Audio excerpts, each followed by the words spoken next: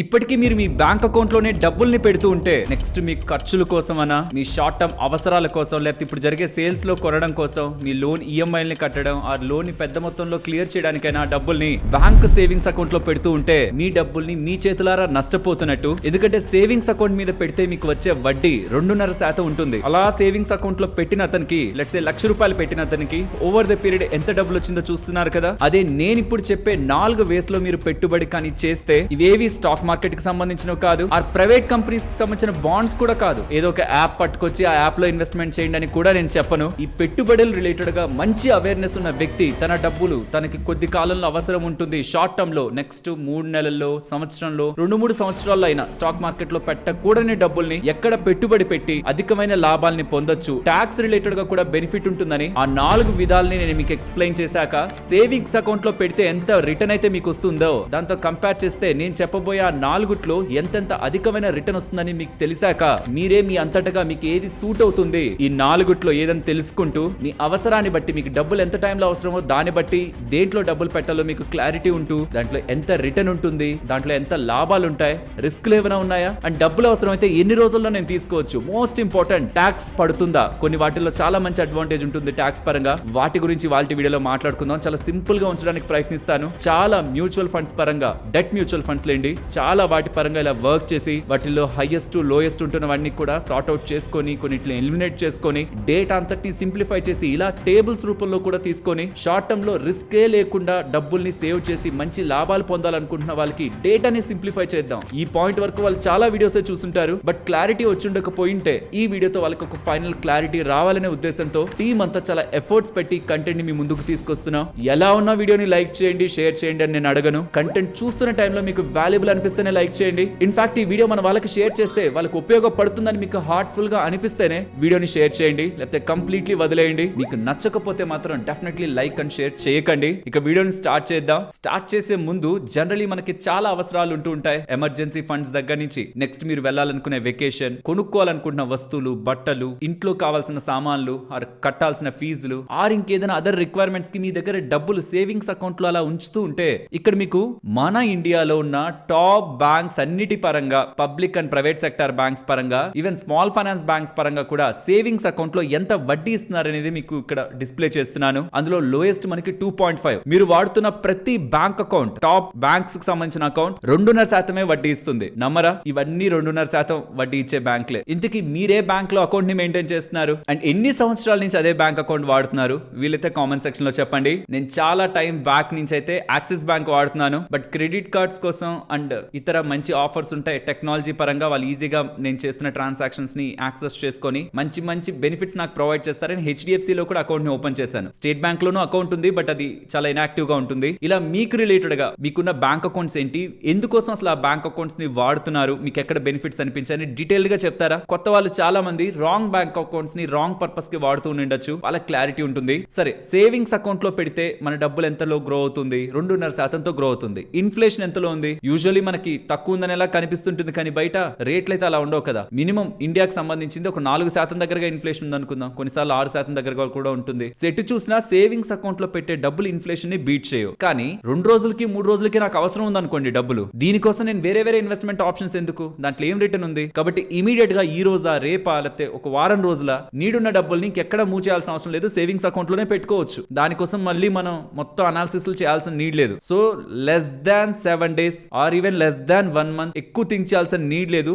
Go with savings account. But ఇది చెప్పడానికి కాదు కదా నేను ఈ వీడియో చేస్తున్నది. So second option fixed deposit. ఇక్కడ మీరు 2 రకాల బ్యాంక్స్ ని చూడాలి. లైక్ మీరు చూసే పెద్ద పెద్ద private banks and public sector government banks, వీటిల్లో మోస్ట్లీ మీరు అకౌంట్ లో ఓపెన్ చేసి హ్యాపీగా డబ్బులు పెట్టడానికి కంఫర్ట్ ఉంటుంది, పెట్టేస్తారు కూడా. వీటిల్లో మీకు FD రేట్లు ఎలా ఉన్నాయనేది పెడుతున్నాను చూడండి. ఇందులో మనకి 7% దగ్గరగా కూడా వర్కౌట్ అవుతూ ఉంటుంది, కొన్నిట్లో 6, కొన్నిట్లో 7. కానీ ఇంకొక సెట్ ఆఫ్ బ్యాంక్స్ ఉంటాయి, స్మాల్ ఫైనాన్స్ బ్యాంక్స్, అందులో 8.4 కూడా సీనియర్ సిటిజన్స్ వరకు వర్కౌట్ అవుతుంది. కానీ చాలా మందికి కంఫర్ట్ ఉండదు స్మాల్ ఫైనాన్స్ బ్యాంక్ లో డబ్బులు పెట్టాలంటే, ఎందుకంటే RBI వాళ్ళు ఇస్తున్న గ్యారంటీ కూడా 5 లక్షల వరకే. కాబట్టి స్మాల్ ఫైనాన్స్ బ్యాంక్ లో పెద్ద మొత్తంలో డబ్బులు పెట్టలేరు. అండ్ నార్మల్ బ్యాంక్ అకౌంట్స్ లో పెడుతుంటే కూడా 6-7% దగ్గరగా మీకు వడ్డీ వర్కౌట్ అవుతుంది. కానీ ప్రాబ్లం ఏంటంటే మీకు కావాలనుకున్నప్పుడు ఇమీడియట్ గా దాన్ని విత్డ్రాల్ చేయాలనుకుంటే పెనాల్టీ పడుతుంది. అండ్ సేవింగ్స్ అకౌంట్ లో పెడుతున్న, ఫిక్స్డ్ డిపాజిట్ లో పెడుతున్న టాక్సేషన్ చాలా జాగ్రత్తగా అర్థం చేసుకోవాలి. మీకు సేవింగ్స్ అకౌంట్ లో మీరు డబ్బులు పెడుతుంటే, ఎవరు పెడుతున్నా సరే సేవింగ్స్ అకౌంట్ లో పెడుతుంటే ఉంటే 10,000 వరకు వచ్చే వడ్డీ మీద మీకు ట్యాక్స్ ఉండదు. 10,000 పైన మీకు వచ్చే వడ్డీ ఉంటుంది.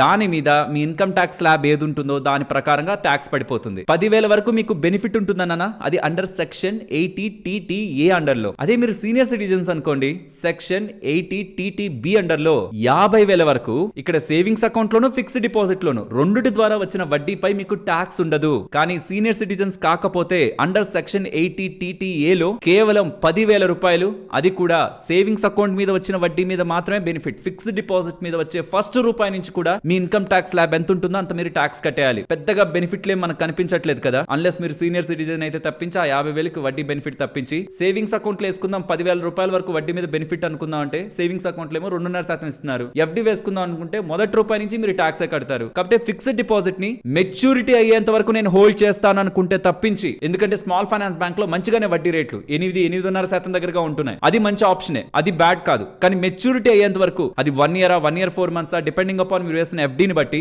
మెచ్యూరిటీ అయ్యేంత వరకు హోల్డ్ చేస్తాను అనుకుంటేనే FD లో ఉండండి. నేను మధ్యలో బ్రేక్ చేస్తానని ఒక చిన్న డౌట్ ఉన్నా సరే go with debt mutual funds. ఈ డెట్ మ్యూచువల్ ఫండ్స్ లో ఎక్కువగా పెట్టుబడి చేసే కేటగిరీలు, లో రిస్క్ ఉంటున్న కేటగిరీలు 17 దగ్గరగా ఉంటాయి. బట్ అందులో మనం పెట్టుబడి చేయగలిగే కేటగిరీలు కొన్నే ఉంటాయి. వాటన్నిటి పరంగా ఇలా డేటానంతటిని తీసుకొని సెగ్రిగేట్ చేసి వాటిని ఒక ఆర్డర్ లో అరేంజ్ చేసి నేను ఇప్పుడు మీకు అది ఎక్స్ప్లెయిన్ చేస్తాను. ఇవేంటంటే సుమారుగా మీకు FD దగ్గరగా ఎంతైతే వర్కౌట్ అవుతుందో వడ్డీ అంతటిని వర్కౌట్ చేస్తాయి. బెనిఫిట్ ఏంటంటే మీరు ఎప్పుడు కావాలంటే అది అప్పుడు తీసేసేయచ్చు, పెనాల్టీలు ఏం పడవు అన్లైక్ FD. అండ్ మీరు ఏం కంగారు పడకండి, ఇప్పుడు నేను స్టార్టింగ్ నుంచి చెప్పిన ప్రతి ఒక్క దాన్ని కూడా లాస్ట్ లో మీకు ఒక టేబుల్ ఇచ్చేస్తాను. మీరు దాన్ని జస్ట్ స్క్రీన్ షాట్ తీసుకుంటే చాలు. మళ్ళీ కూడా మీరు ఈ వీడియోకి ఓపెన్ కూడా చేయాల్సిన నీడ్ లేదు, మీ టైం కూడా ఎక్కడ వేస్ట్ అవ్వదు.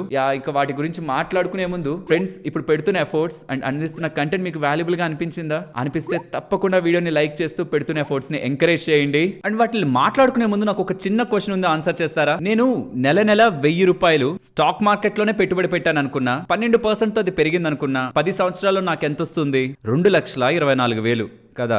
ఈ 10 సంవత్సరాల టైం పీరియడ్ లో నేను ఒకవేళ ఏదైనా చిన్న ప్రాబ్లం తో హాస్పిటల్ కి వెళ్ళినా ఈజీగా ఒక 50,000 నుంచి 1,00,000 రూపాయలు ఖర్చు అవుతుందా? చిన్న ప్రాబ్లం తో వెళ్ళిన, పరిస్థితి బాలేక ఏదైనా ఒక పెద్ద ప్రాబ్లం ని నేను ఎదుర్కొన్నాను అనుకోండి, 5 లక్షలు 10 లక్షలు 20 30 అయ్యే ఛాన్స్ ఉంది కదా ఒకవేళ నేను మంచి హాస్పిటల్ చూపించుకోవాలంటే. సో నెల నేను 1,000 రూపాయలు పెట్టి మార్కెట్ లో ఇన్వెస్ట్మెంట్ చేసినా నాకు వచ్చేది 2,24,000 రూపాయలు. ఇది మహా అయితే ఈ 10 సంవత్సరాల్లో పెట్టుబడి చేస్తూ వెళ్ళిన 10 సంవత్సరాల్లో స్టార్టింగ్ ఇయర్స్ లోనే చిన్న చిన్న ప్రాబ్లమ్స్ కే హాస్పిటల్ కి ఖర్చు అయిపోతుంది. కానీ ఇప్పుడు నేను చెప్తున్నది ఒకసారి ఆలోచించండి, నెల మీరు 1,000 రూపాయలు కడితే 25 లక్షల వరకు మీకు హాస్పిటల్ కవర్ వస్తూ, అంటే ఆ పర్సన్ కి ఏం జరుగుతున్నా 25 లక్షల వరకు బిల్లు మేము కడతామని చెప్తూ, అది కూడా సంవత్సరానికి ఒకసారి కాదు, వన్స్ ఒకసారి వాడుకున్న తర్వాత మళ్ళీ రీఫిల్ అవుతుంది, మళ్ళీ అయిపోయిన తర్వాత మళ్ళీ రీఫిల్ అవుతుంటది.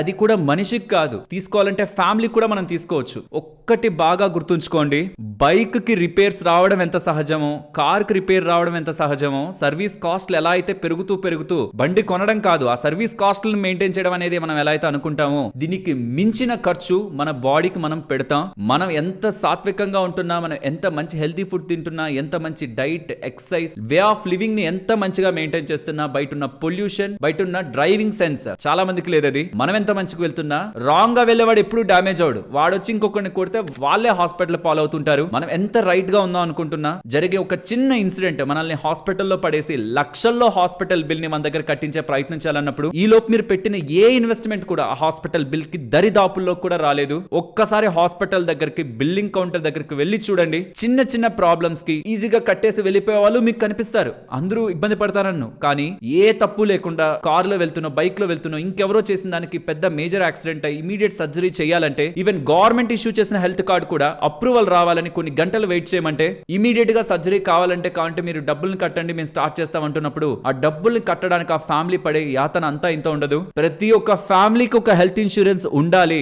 గవర్నమెంట్ ఇన్సూరెన్స్ ఉన్నా ఉండాలి, మీకు ప్రైవేట్ కంపెనీ ఇన్సూరెన్స్ ఇస్తున్నా ఉండాలి, మీకు ఏ ఇతర ఆప్షన్స్ నుంచి ఇంకొక ఇన్సూరెన్స్ ఉంటున్నా, పర్సనల్ ఇన్సూరెన్స్ మీరు తీసుకోగలిగే స్టేజ్ లో ఉంటే నెలకి 1,000 రూపాయలు 1,500 కట్టి మీ ఫ్యామిలీ మొత్తానికి హెల్త్ ఇన్సూరెన్స్ మీరు తీసుకోగలరు అనుకుంటే నిర్లక్ష్యం చేయొద్దు. పోనీ ఇదేదో నేనొక్కనే చెప్తున్నాను అనుకుంటే, నేను కాదు, కాదు, ఇంకే ఇతర పర్సన్ అయినా యూట్యూబ్ లో ఇంకెక్కడైనా బయట అయినా కనిపిస్తే నేను హెల్త్ ఇన్సూరెన్స్ తీసుకోవాలా వద్దా నాకు క్వశ్చన్ మార్క్ ఉంది, మీరే చెప్పండి అనండి. ఒక్కరైనా హెల్త్ ఇన్సూరెన్స్ తీసుకోవద్దని చెప్తుంటే జనరల్ ఒపీనియన్స్ కాదు, పర్సనల్ ఫైనాన్స్ రిలేటెడ్ గా నాలెడ్జ్ ఉన్న ఎక్స్పర్ట్ ఎవ్రీ ఫ్యామిలీకి ఒక ప్రైవేట్ హెల్త్ ఇన్సూరెన్స్ ఉండాలని మెన్షన్ చేస్తారు. అండ్ ఏది పడితే అది తీసుకోకండి, ప్రీమియం తక్కువకి వస్తుంది కదా అని ఎవరో చెప్పారు మాకు తెలిసిన అతనే చెప్తున్నాడని తీసేసుకోకండి. నేనేం తీసుకున్నాను, నేను ఇది తీసుకున్నాను, ఇది కూడా మీరు తీసుకోవచ్చు. ఎందుకు ఆ రెండుటికే చెప్తున్నానంటే పెద్ద బ్రాండ్ ఉన్నప్పుడు పేరును కాపాడుకోవడానికి వాళ్ళు మాక్సిమం వాళ్ళ డబ్బుల్ని ఇవ్వడానికి ప్రయత్నిస్తారు. అండ్ మీకు ఈ రెండు కూడా బెస్ట్ కాకపోవచ్చు, మీకున్న ప్రాబ్లమ్స్ కి ఏదైనా హెల్త్ ప్రాబ్లమ్స్ ఉన్నా, మీ ఏజ్ కి మీ ఫ్యామిలీలో ఉన్న ఇతర పర్సన్స్ ఒక కండిషన్స్ కి ఇంకొక హెల్త్ ఇన్సూరెన్స్ కూడా మీకు బెస్ట్ గా సూట్ అవ్వచ్చు. అది ఎలా తెలుసుకోవాలి, ఆల్రెడీ మన ఛానల్లో వీడియోస్ ఉన్నాయి, డిస్క్రిప్షన్ కామెంట్ సెక్షన్ లో ఇస్తాను. వయసు తక్కువ ఉన్న వాళ్ళకి ఏంటి, వయసు ఎక్కువ ఉన్న వాళ్ళకి ఏంటి, వీటన్నిటి గురించి డీటెయిల్డ్ గా ఎక్స్ప్లెయిన్ చేసి ఏవేవో మంచి పాలసీలను ఆల్రెడీ చేసేసాను. వీడియోలన్నీ కూడా కంటెంట్ అంతా కూడా మీకు ఉంది. బట్ ఈవెన్ మీరు ఆ వీడియోలన్నీ చూసి నేను డిసైడ్ అవ్వలేకపోతున్నాను అనుకున్నా, డిస్క్రిప్షన్ కామెంట్ సెక్షన్ లో ఈ పాలసీ బజార్ వల్ల లింక్ ఇస్తున్నాను, క్లిక్ చేయండి, మీ వివరాలని ఫిల్ చేయండి. వీళ్ళ సైడ్ నుంచి ఒక హెల్త్ ఇన్సూరెన్స్ ఎక్స్పర్ట్ మీకు కాల్ చేసి మీ డీటెయిల్స్ అన్నిటిని కన్ఫర్మేషన్ తీసుకొని మీకు మీ ఫ్యామిలీకి సూట్ అయ్యే బెస్ట్ హెల్త్ ఇన్సూరెన్స్ పాలసీలు 2-3 సజెస్ట్ చేస్తారు. దాంట్లో కంపారిజన్ అడగండి, మీకు సంబంధించి ఏది బెస్ట్ అడగండి. ఫైనల్ గా వాళ్ళు చెప్తున్న దాన్ని బట్టి మీరే మంచి హెల్త్ ఇన్సూరెన్స్ ఆన్లైన్ లో ప్రెసెంట్ జిఎస్టీ లేదు కదా, 0 చేశారు, 18% జిఎస్టీ 0 అయింది. ప్రెసెంట్ ధరలు తగ్గాయి, కానీ చూస్తూ ఉండండి కొద్ది రోజులు ఈ ధరలు పెరుగుతాయి. ఎందుకంటే ఇన్పుట్ ట్యాక్స్ క్రెడిట్ వీళ్ళకి ఇవ్వట్లేదు, వీళ్ళు స్లోగా దాన్ని ఎలాగో పెంచుతారు. ఈ లోపే మీరు మీ ఫ్యామిలీకి కావాల్సిన మంచి హెల్త్ ఇన్సూరెన్స్ ని నెక్స్ట్ సంవత్సరానిక 3 సంవత్సరాలకు 5 సంవత్సరాల వరకు కూడా తీసుకుంటే, ఒకేసారి తీసుకుంటే మళ్ళీ సంవత్సరం పెరిగేది ఉండదు. కాబట్టి వీలైనంత త్వరగా మీ ఫ్యామిలీకి ఒక మంచి హెల్త్ ఇన్సూరెన్స్ తీసుకునే ప్రయత్నం అయితే చేయండి. బాగా గుర్తుంచుకోండి, మనకు అవసరమైనప్పుడు వీళ్ళు మన మొహం కూడా చూడరు, మనల్ని పట్టించుకోరు. మీరు ఎంత కడతానన్నా నీకు ఈ ప్రాబ్లం ఉంది కాబట్టి నేను ఇవ్వనంటారు. కాబట్టి మనకి చిన్న చిన్న ప్రాబ్లమ్స్ ఉంటున్నప్పుడే, లేకపోతే నాకు ఈ ప్రాబ్లం ఉందని ముందే చెప్పేసి నేను సంవత్సరం వెయిట్ చేస్తాను, ఆ లోపు కావాలంటే నేను దానికి ఏం ఖర్చు పెట్టుకోను, కానీ దాని తర్వాత నుంచి నాకు ఎన్ని లక్షలు అవుతున్నా నువ్వు బిల్ కట్టని వాళ్ళతో చెప్తే, ముందుగానే మనకి ఇప్పుడు అవసరం లేనప్పుడే హెల్త్ ఇన్సూరెన్స్ తీసి పెట్టుకుంటే రేపు 25 లక్షలు 50 లక్షల వరకు కూడా మీరు హెల్త్ ఇన్సూరెన్స్ తీసుకొని మొత్తం ఫ్యామిలీని ఒక్క హాస్పిటల్ బిల్ నుంచి ఆర్థికంగా ఇబ్బంది పడకుండా కాపాడొచ్చు. ఇప్పుడుంటున్న పరిస్థితుల్లో ఎవరు మనం ఫోన్ చేసి అడిగితే డబ్బులు ఇచ్చే స్టేజ్ లోనూ లేరు. ఎవరికి వాళ్ళు వేటికో ఖర్చులు పెట్టుకుని వాటికి ఈఎంఐలనే కట్టుకుంటున్నారు. మీ సెక్యూరిటీ, మీ ఫ్యామిలీ ఫైనాన్షియల్ సెక్యూరిటీని కాపాడాల్సిన బాధ్యత మీదే. మస్ట్ గా ఒక హెల్త్ ఇన్సూరెన్స్ మీకు మీ ఫ్యామిలీకి ఉండాలి. నాకు ఉంది, మా ఫ్యామిలీకి కూడా ఉంది, కాబట్టి నేను మీకు ఉండాలి, మీ ఫ్యామిలీకి కూడా ఉండాలని చెప్తున్నాను. లింక్ డిస్క్రిప్షన్ కామెంట్ సెక్షన్ లో ఇస్తున్నాను. మీరు కొనొద్దు, అసలు తీసుకోకండి. ఫస్ట్ అయితే అసలు ఎంత అవుతుందో చూడండి, మీకు మీ ఫ్యామిలీకి ఒక 25 లక్షలు 50 లక్షలు పాలసీ ఎంత అవుతుందో చూడండి, చూసాక డిసైడ్ అవ్వండి ఎందుకు తీసుకోవాలా లేదా. మీరు ఎందుకు డిసైడ్ అవ్వడం, చూడండి ఎంత డబ్బులు తక్కువ ఖర్చు అవుతుందని. కానీ ఇప్పుడు ముందు చూపుతో నేను తీసుకుంటే నాకు వచ్చే ఈ ఒక్క హెల్త్ ఇన్సూరెన్స్ కార్డ్ నన్ను, నా ఫ్యామిలీని లక్షల హాస్పిటల్ బిల్ నుంచి కాపాడుతుంది అన్నప్పుడు నెక్స్ట్ ఏ స్టెప్ తీసుకోవాలో మీకే తెలుస్తుంది. ఇన్ఫాక్ట్ నేను తీసుకోవద్దన్నా మీకు ఈ విషయం అర్థమైన రోజు మీరే ఒక్క రోజు కూడా నెగ్లెక్ట్ చేయకుండా హెల్త్ ఇన్సూరెన్స్ తీసుకుంటారు. అసలు తీసుకోవాలా లేదా అని పక్కన పెడితే ముందు మీ ఫ్యామిలీకి మీకున్న కండిషన్స్ కి ఎంత డబ్బులు ఖర్చు అవుతుందో ఫస్ట్ చెక్ చేసుకోండి. లింక్స్ డిస్క్రిప్షన్ కామెంట్ సెక్షన్ లో ఉంటాయి. ఈ entire debt mutual fund categories లో ఇన్వెస్ట్మెంట్ చేయగలిగే కేటగిరీస్ అయితే ఇవి. First the over night funds. Over night అంటేనే అర్థం అవుతుంది కదా, వీళ్ళు ఓవర్ ద 1 డే మెచ్యూర్ అయిపోయే డెట్ సెక్యూరిటీస్ లో ఇన్వెస్ట్మెంట్ చేస్తారు. ఎవరికైనా ఇమీడియట్ ఎమర్జెన్సీ అనుకున్నా, లేకపోతే 1-2 మంత్స్ రిలేటెడ్ గా ఇన్వెస్ట్మెంట్ చేద్దాం అనుకుంటున్నా, ఇవి మంచివి. ఈ ఎంటైర్ డెట్ మ్యూచువల్ ఫండ్స్ లో సేఫెస్ట్ అనమాట. సుమారుగా 6.5 నుంచి 7% దగ్గరగా కూడా ఇక్కడ మనకి రిటర్న్ ఉంటుంది. దీని రిలేటెడ్ గా ఆల్రెడీ స్టడీ చేసి ఉంటున్న ఎక్సెల్ షీట్ ఇది. ఇదనే కాదు, నెక్స్ట్ డెట్ మ్యూచువల్ ఫండ్స్ అన్నిటి పరంగా కూడా ఉన్న ఎక్సెల్ షీట్ ఇది. నేను మీకు డిస్క్రిప్షన్ కామెంట్ సెక్షన్ లో ఇస్తాను, మీరు కూడా డౌన్లోడ్ చేసి చెక్ చేసుకోవచ్చు. ఇందులో ఏ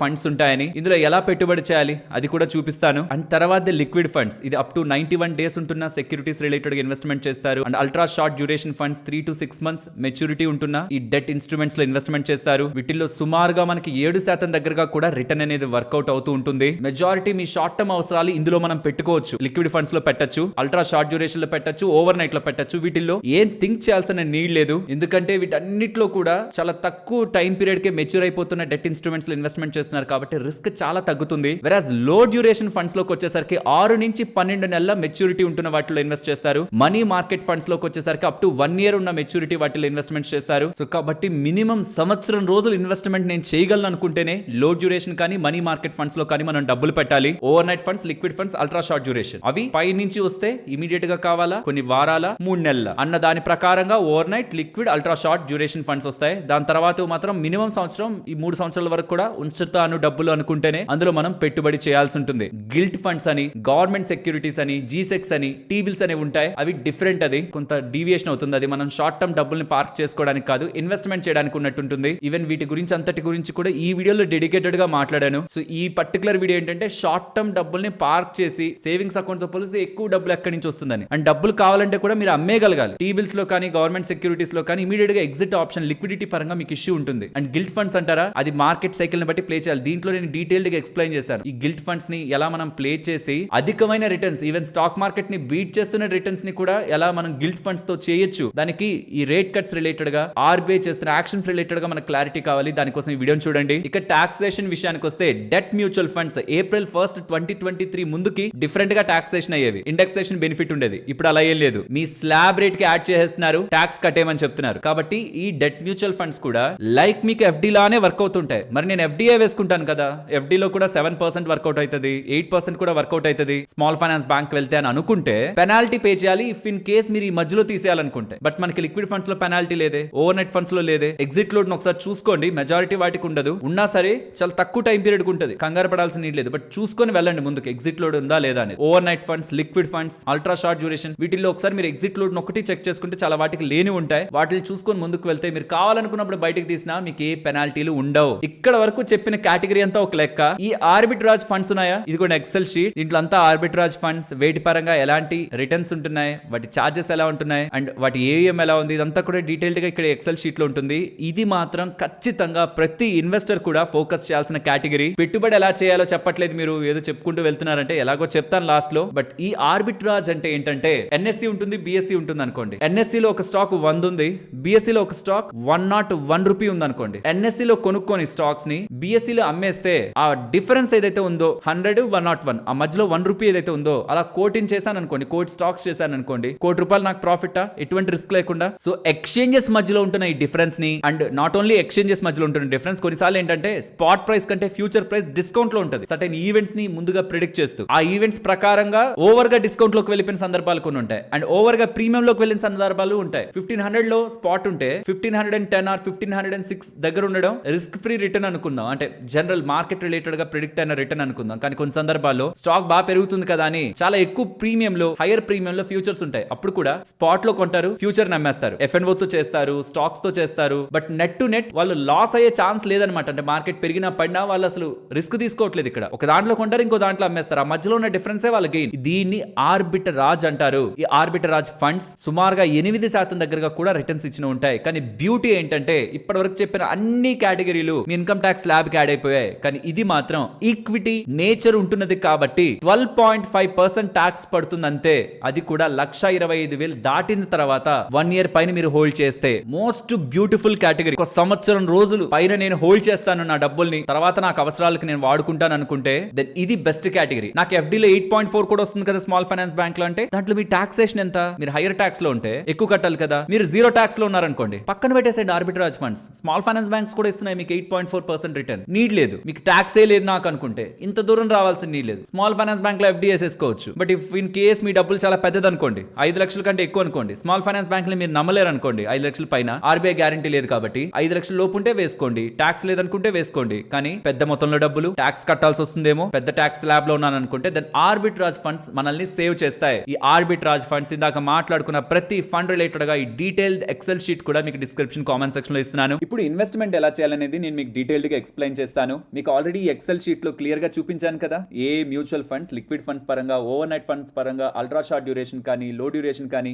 ఏవే ఉన్నాయి, వాటి ఏయుఎంస్ ఎంత, వాళ్ళు ఎంత రిటర్న్ ని రీసెంట్ టైమ్స్ లో ఇచ్చారు, ఈ డేటా అంతా ఇక్కడ మీకు ఎక్సెల్ షీట్స్ లో ఉంది కదా. దాంట్లో టాప్ ఉంటున్న వాటిల్లో మీకు నచ్చిన మ్యూచువల్ ఫండ్, అందులో ఏది తీసుకున్నా మనకేం తప్పవదు. బట్ టాప్ ఉంటున్న వాటిల్లోంచి, ఇలా ఉంటున్న వాటిలోంచి ఒక మ్యూచువల్ ఫండ్ తీసుకోండి. ఎగ్జాంపుల్ ఇప్పుడు నేను ఎస్బీఐకి సంబంధించిన లిక్విడ్ ఫండ్ ఇన్వెస్ట్మెంట్ చేద్దాం అనుకుంటే ఈ ప్లాట్ఫామ్ లోకి వస్తాను. ఎందుకు ఈ ప్లాట్ఫామ్ నే చెప్తున్నానంటే, ఇలా కొన్ని ప్లాట్ఫామ్స్ ఉంటాయి సో దట్ వాళ్ళు ఎటువంటి రెగ్యులర్ మ్యూచువల్ ఫండ్స్ ని అమ్మరు. రెగ్యులర్ ఏంటి, డైరెక్ట్ ఏంటి, ఇది నేను మీకు ఒక ఎగ్జాంపుల్ తో చూపిస్తాను. ఇక్కడ నేను ఎగ్జాంపుల్ కోసం HDFC flexi cap mutual fund తీసుకున్నాను. ఇందులో చూసారంటే మీరు డైరెక్ట్ మ్యూచువల్ ఫండ్ లో పెట్టుబడి పెడుతుంటే మీకు 0.7% ఎక్స్పెన్స్ రేషియో, అంటే సంవత్సరం మీ ఫండ్ ని మేనేజ్ చేస్తున్న దానికి వీళ్ళు తీసుకునే చార్జెస్ 0.7 ఉంటాయి. ఇది డైరెక్ట్ గా వెళ్ళేది ఫండ్ హౌస్ కి, అంటే హెచ్డిఎఫ్సి మ్యూచువల్ ఫండ్ వాళ్ళకి. అలా కాకుండా మీరు రెగ్యులర్ లో వెళ్ళారనుకోండి 0.7 దగ్గరగా హెచ్డిఎఫ్సి మ్యూచువల్ ఫండ్ వాళ్ళకి వెళ్తుంది. అదే రెగ్యులర్ లోకి వెళ్ళారనుకోండి, ఇక్కడ చూడండి టోటల్ ఎక్స్పెన్స్ రేషియో డైరెక్ట్ లో 0.7 ఉందా, రెగ్యులర్ లో 1.37 ఉంటుంది. అంటే సుమారుగా 0.67% దగ్గరగా ఎక్కువగా. సో 0.7 ఏమో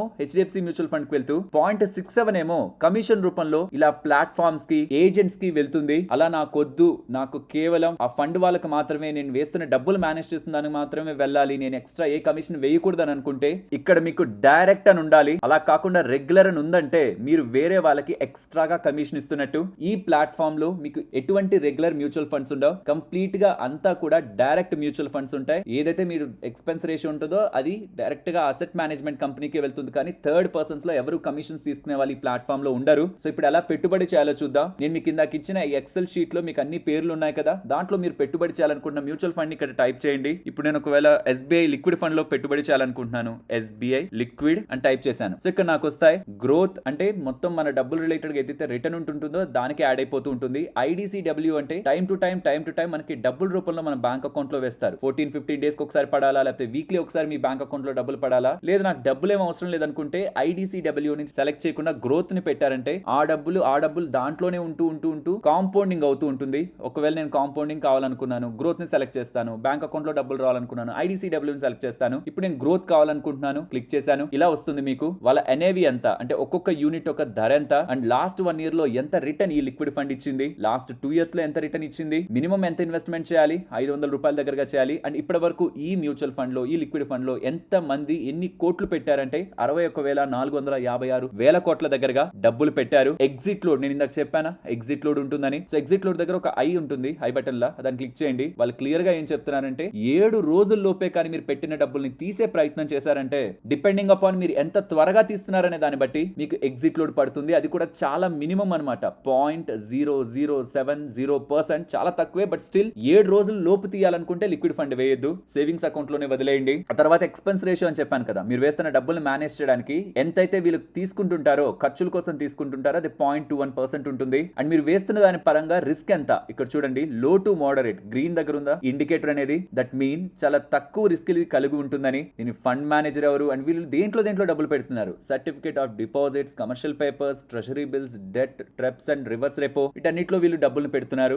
ఇవేవి మీకు అర్థం కాకపోతూ ఉండొచ్చు ఒకసారి వింటున్నప్పుడు, బట్ వీటన్నిటిని కూడా డీటెయిల్డ్ గా ఈ వీడియోలో ఎక్స్ప్లెయిన్ చేశాను. ఆ లింక్ కూడా డిస్క్రిప్షన్ కామెంట్ సెక్షన్ లో ఇస్తాను. అలానే వీళ్ళు ఎంతెంత అలొకేషన్ వేటి పరంగా ఇచ్చారన్న డేటా అంతా కూడా ఇక్కడ మీకు ఉంటుంది. తర్వాత మీరు నెల ఇందులో పెట్టుబడి చేయాలనుకుంటే SIP ని, ఒకేసారి లంసమ్ గా డబ్బులు పెట్టాలనుకుంటే బై ని క్లిక్ చేసి మీరు ఎంత పెట్టాలనుకుంటున్నారో ఆ వివరాలంతటిని కూడా ఎంటర్ చేసి మీరు మ్యూచువల్ ఫండ్ లో పెట్టుబడి చేయొచ్చు. ఇలా నేను మీకు ఇచ్చిన మొత్తం డేటాలో నుంచి మీకు కావాలనుకుంటున్న మంచి AUM ఉంటూ ఈ ఎక్స్పెన్స్ రేషియో వీటిలో అయితే తక్కువ ఉంటుందో ఇక్కడ నేను హైలైట్ చేస్తున్న వాటిలో మీరు చూసుకొని మీకు నచ్చిన మ్యూచువల్ ఫండ్ ని నాకు నేను చెప్పినట్టు ఇక్కడ సర్చ్ దగ్గరకు వచ్చి సర్చ్ చేసి ఇలా మనం ఇప్పుడు డీటెయిల్స్ చెక్ చేసుకున్నాం, అలా చెక్ చేసుకుని పెట్టుబడిని పెట్టొచ్చు. అండ్ ఒకవేళ మీరు జిరోదాలో అకౌంట్ ని ఫ్రీగా ఓపెన్ చేయాలనుకుంటే దానికి సంబంధించిన మన channel link description comment section లో ఇస్తున్నాను. ఫ్రీ అకౌంట్ ఓపెనింగ్ అండ్ ఎటువంటి కమిషన్ లేకుండా, థర్డ్ పార్టీ వాళ్ళకి కమిషన్ లేకుండా, తక్కువ ఎక్స్పెన్స్ రేషియో ఉంటున్న డైరెక్ట్ మ్యూచువల్ ఫండ్స్ లో ఇన్వెస్ట్మెంట్ చేయడానికి, స్టాక్ మార్కెట్ లో స్టాక్స్ ని కానీ IPO ని కానీ ఫర్దర్ గా మీరు ఎటువంటి యాక్టివిటీ మార్కెట్ పరంగా చేద్దాం అనుకుంటున్నా త్రూ జిరోదా ప్లాట్ఫామ్ మీరు చేయొచ్చు. మన ఛానల్ ని సపోర్ట్ చేద్దాం, మంచి కంటెంట్ వీళ్ళు ఇస్తున్నారు అని మీకు అనిపించి అకౌంట్ ని ఫ్రీగా ఓపెన్ చేసుకోవాలనుకుంటే ఈ అకౌంట్ ఓపెనింగ్ లింక్ కూడా మీకు డిస్క్రిప్షన్ కామెంట్ సెక్షన్ లో ఉంటుంది. ఛానల్ నుంచి వస్తున్న కంటెంట్ ని సపోర్ట్ చేయడానికి మన లింక్ ద్వారా వెళ్ళి అకౌంట్ ఓపెన్ చేసుకోవడానికి ప్రయత్నించండి. ఇప్పుడు ఒక్కసారి మనం మాట్లాడుకున్న కేటగిరీస్ అన్నిటి పరంగా ఇన్వెస్ట్మెంట్ టైప్ ఏంటి, first the regular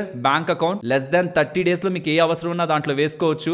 returns regular bank account లో సేవింగ్స్ రిలేటెడ్ గా 2.5% దగ్గర నుంచి మనకి స్టార్ట్ అవుతుంది. FD 7% దగ్గరికి వెళ్తుంది అనుకుందాం, రిస్క్ చాలా తక్కువ, కావాలనుకున్నప్పుడు ఇమీడియట్ గా మీకు వచ్చేస్తుంది. టాక్సేషన్ చెప్పాను కదా సేవింగ్స్ అకౌంట్ లో ఎలా ఉంటుంది, FD లో ఎలా ఉంటుంది అనేది. సో ఇక్కడ అదంతా మెన్షన్ చేయలేను కాబట్టి సింపుల్ గా పెట్టేశాను, కానీ స్టార్టింగ్ లో నేను చెప్పిన taxation. Next small finance bank, అక్కడ సేవింగ్స్ అకౌంట్ లోను 4% దగ్గరగా ఇచ్చే బ్యాంకులు ఉన్నాయి, 3.5-4% దగ్గర ఇచ్చే బ్యాంకులు ఉన్నాయి. FD అయితే 8.5% వరకు వెళ్తుంది సీనియర్ సిటిజన్స్ కి, ఇక్కడ వరకు okay. Debt mutual funds minimum 3 నెలలు ఉంచాలనుకోవాలి, మినిమం 3 నెలలు, మాక్సిమం సంవత్సరం ఆర్ ఈవెన్ 3 సంవత్సరాలు కూడా డెట్ మ్యూచువల్ ఫండ్స్ హోల్డ్ చేసుకోవచ్చు. అలా వేద్దాం అనుకుంటే 6.5%-7% దగ్గరగా కూడా మనకి రిటర్న్ డెట్ మ్యూచువల్ ఫండ్స్ ఇస్తాయి. బట్ దీనికంటే FD మంచిగా ఉంది కదా అంటే అక్కడ పెనాల్టీ పడుతుంది ఇఫ్ ఇన్ కేస్ మధ్యలో లాగేయాలంటే. నేను ఖచ్చితంగా ఎండ్ వరకు ఉంటాను అనుకుంటే గో విత్ ద FD, ఎందుకంటే దానికి దీనికి ట్యాక్స్ లో మనకేం బెనిఫిట్ లేదు. అండ్ ఇక్కడ ఎక్స్పెన్స్ రేషియో కూడా కొంత ఉంటుంది, దాన్ని కూడా మనం ఆలోచించాలి. ఎగ్జిట్ లోడ్ ని చూసుకోవాలి. సో కొంచెం లాజిక్స్ అప్లై చేయాల్సి ఉంటుంది. డెట్ లోకి వస్తున్నారంటే కొంచెం నాలెడ్జ్ ఉండాలి. నాకు ట్యాక్సే పడదు, నాకు చాలా తక్కువ మనీనే అనుకుంటే go with the FD, simple. Final category arbitrage mutual funds, beautiful category. 1 to 3 years వరకు మీరు హోల్డ్ చేయగలరు అనుకుంటే మాత్రం 8% దగ్గరగా కూడా మనకి రిటర్న్స్ ఇస్తూ టాక్సేషన్ కూడా ఈక్విటీ పరంగా ఇస్తుంది. కాబట్టి the best in the entire short term category అయితే ఆర్బిట్రాజ్ అనే చెప్పాలి. వీటన్నిటి పరంగా మీకుంటున్న excel sheet description comment section లో ఇస్తున్నాను. ఇమేజ్ కూడా మీకు వీలైతే స్క్రీన్ షాట్ తీసుకోండి, మీకు యూజ్ అవుతుంది. అండ్ వెళ్లే ముందు మళ్ళీ ఇంకొకసారి చెప్తున్నాను, పదే చెప్తున్నాను, విసుక్కోకండి. అవసరం అవసరమైనప్పుడు ఎవ్వరూ మనకి సహాయం చేయరు. మనమే ముందు చూపుతో మనల్ని మన ఫ్యామిలీని ప్రొటెక్ట్ చేసుకోవాలి. ఈ రోజు ఏముందిలే, నాకేం అవసరం, నేను ఎందుకు వెళ్తాను ఆ హాస్పిటల్ కి, నేను మంచిగా తింటాను, మంచిగా ఆరోగ్యంగా ఉంటాను, మంచిది అలానే ఉండాలి. మీరు అసలు తీసుకున్నా సరే, డబ్బులు కట్టినా సరే హెల్త్ ఇన్సూరెన్స్ ని వాడకూడదని అనుకోండి. బట్ అవసరం వచ్చిన రోజు మాత్రం ఒక్కరి దగ్గర చేయి చాపే పరిస్థితికి మనం కానీ మన ఫ్యామిలీ కానీ వెళ్ళొద్దంటే మీకు ఏ ఇన్సూరెన్స్ ఉంటున్నా ఒక మంచి హెల్త్ ఇన్సూరెన్స్ మీకు ఉండాలి. నేను తీసుకున్న ఇన్సూరెన్స్ ఇది. మీకు ఏది సూట్ అవుతుందో దానికి సంబంధించిన లింక్స్ డిస్క్రిప్షన్ లో ఇచ్చాను. అసలు డబ్బులు ఎంత ఖర్చు అవుతుందో చూడండి. దాని తర్వాత మీకు తెలుస్తుంది ఈ ఒక్క కార్డ్ ఒక ఫ్యామిలీకి ఉండడం మానసికంగా ఎంత ధైర్యాన్ని ఇస్తుందని. మర్చిపోకుండా ఇవాళే మీ ఫ్యామిలీకి ఎంత డబ్బులు పెడితే మంచి హెల్త్ ఇన్సూరెన్స్ వస్తుందో చెక్ చేసుకుంటారని ఆశిస్తున్నాను. ఈ వీడియోని మన ఫ్రెండ్స్ అండ్ ఫ్యామిలీతో తప్పకుండా షేర్ చేయండి. కంటెంట్ నచ్చితే లైక్ చేస్తూ మరొక ఇంట్రెస్టింగ్ వీడియోతో నేను మళ్ళీ మీ ముందుకు వస్తాను. అంతవరకు టేక్ కేర్. జై హింద్.